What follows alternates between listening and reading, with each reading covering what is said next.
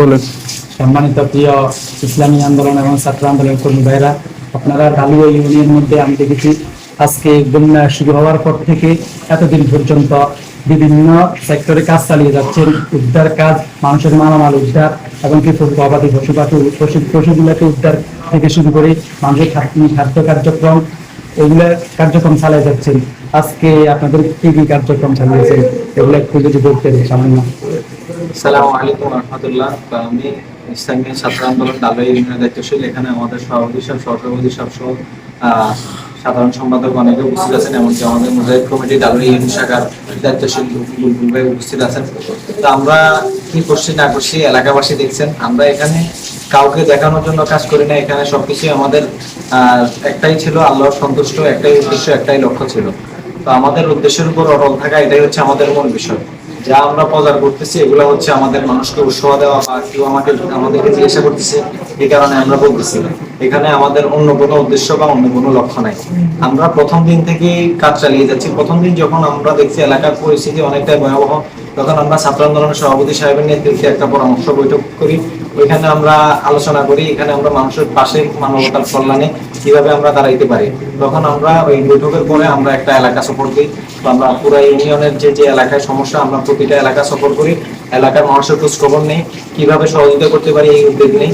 এরপরে আমরা ওই উদ্ধার কাজ শুরু করে দিই সেদিন থেকেই। এরপর আমরা উদ্ধার কাজের মাধ্যমে মানুষকে ঘর থেকে বাইর করা, মানুষের মালামাল হেফাজত করা, এভাবে শিশু বাচ্চা সকলকে হেফাজতের মাধ্যমে আমরা আমাদের উদ্ধার কাজ চালিয়ে যাই।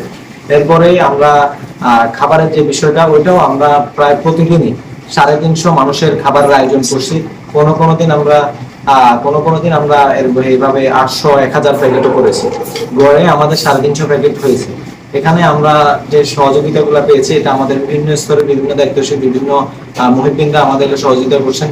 এখানে আমাদের মধ্যে যারা প্রবাসী আছেন, এমনকি ব্যবসায়ীরা আছেন, তাদের অবদান সব থেকে বেশি উল্লেখযোগ্য। যেমন আমাদের শিওরা গ্রামের পারভেজ ভাই প্রবাসী, উনি আমাদেরকে উল্লেখযোগ্যভাবে সমর্থন জানিয়েছেন। তিনিও আমাদের ইসলামী আন্দোলনের একজন উল্লেখযোগ্য ব্যক্তিত্ব। তো আমরা এভাবেই দেশ মানবতার কল্যাণে এগিয়ে ছিলাম এবং আছি এবং থাকবো ইনশাআল্লাহ। এখানে আমাদের সকলেরই সর্বোচ্চ অবদান আছে। সবাই নিজ নিজ স্থান থেকে, অনেকেরই ঘরে বন্যা হয়েছে, এরপরেও তারা দেশ মানবতার কল্যাণে ইসলামের জন্য তারা কাজ করে গিয়েছে। আল্লাহ তাআলার রাজি খুশির জন্য তারাও কাজ করেছেন। আমি মনে করি আমরা যেটুকু করেছি, আমরা সকলের সন্তুষ্টি অর্জন করতে পেরেছি। এরপরও আমাদের যদি কখনো কোনো কিছু ঘাটতি থাকে, ওইটাও আমরা কুলিয়ে উঠবো এবং আমরা মানুষকে সামনে থেকে আরো বেশি বেশি সহযোগিতা এবং আরো কিভাবে মানুষের আরো উপকার করা যায় সে বিষয়ে আমরা প্রচেষ্টা চালিয়ে যাবো ইনশাআল্লাহ।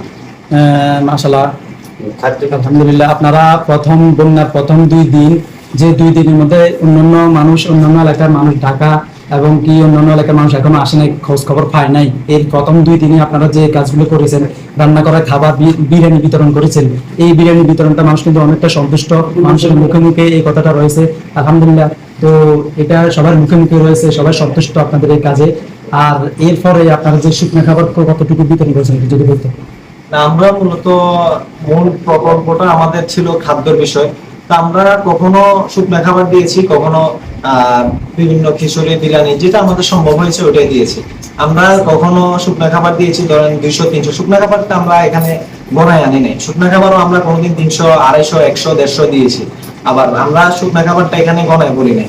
গণায় যেটা বলছি, আমরা এখানে খিচুড়ি বিরিয়ানি যেটা দিয়েছি আমরা ওইটার বিষয় বলেছি। শুকনো খাবার আমরা কখনো 100 প্যাকেট, 200 প্যাকেট, 300 প্যাকেট এভাবে দিয়েছি। মাশাআল্লাহ। তো আর আপনারা অনেকগুলো পরিবারকে ফ্রিজ, বিশেষ করে ফ্রিজ, মানুষের ফ্রিজ, মোটর, এই সমস্ত ইলেকট্রনিক বিভিন্ন জিনিস সরঞ্জামগুলো আপনারা উদ্ধার করেছেন। আজকেও দেখেছি এরকম কি পরিমাণ, কতগুলো পরিবারকে আপনারা এরকম উদ্ধার করতে পারছেন। এখন এখানে মূলত হচ্ছে কি, আমরা অনেকগুলা টিম আছে আমাদের এক একজনকে এক জায়গায় তত্ত্বাবধানে দিয়েছে। কেউ এই ধরেন নুরুডি আছে, কেউ ধরেন শিহর আছে, কেউ পটিজলা, এভাবে। তো আমরা কেউ ধরেন একদিনে 10, 15, 20টা ফ্যামিলিকে এভাবে সহযোগিতা করছে একদিন, কেউ ধরেন 5টা 7টা করছে। এভাবে আমরা প্রথমত দেখেছি যে কার সব থেকে বেশি সমস্যা, কার সমস্যাটা সলভ করা আমাদের দরকার, তাকে আমরা প্রথমত প্রায়োরিটি দিয়েছি। এভাবে আমরা কাজ করেছি। মাশাআল্লাহ, ধন্যবাদ।